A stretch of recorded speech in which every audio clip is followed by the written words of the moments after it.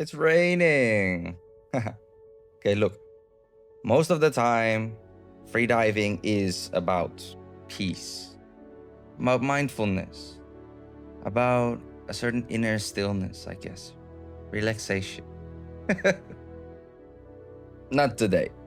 Today was just about holding my breath, ignoring my survival instincts, and hoping that my new camera is recording, Thought it's raining, so naturally I thought, perfect day to test new equipment.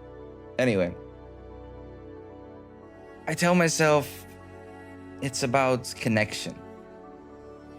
But honestly, I really like the silence.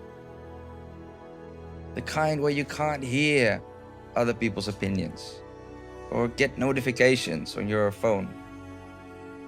I mean, or your own thoughts for that matter.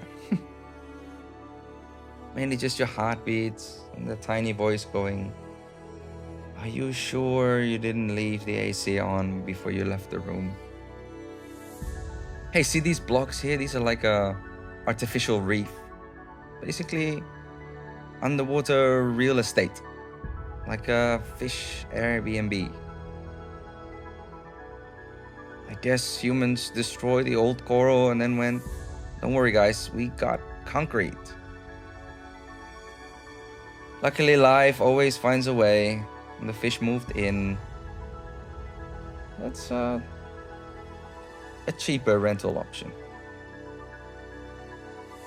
And usually these are parts of the dive where logic stops working.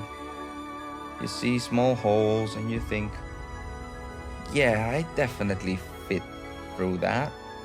And then halfway through these holes, you remember, lungs expand when you go up, and you're not going up yet.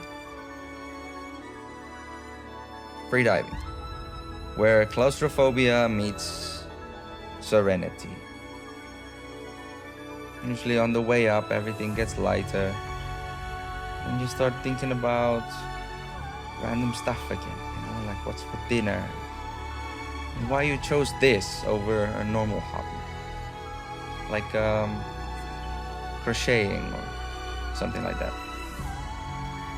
But then again, back at the top, rain is still coming down. I'm soaked, tired, and slightly proud that nothing broke, including me. I didn't have some big spiritual awakening today. No dolphins or turtles whispering any kind of wisdom in my ears, but the camera worked. And I've got some fun dives in, and honestly, that's good enough. Thanks for diving with me.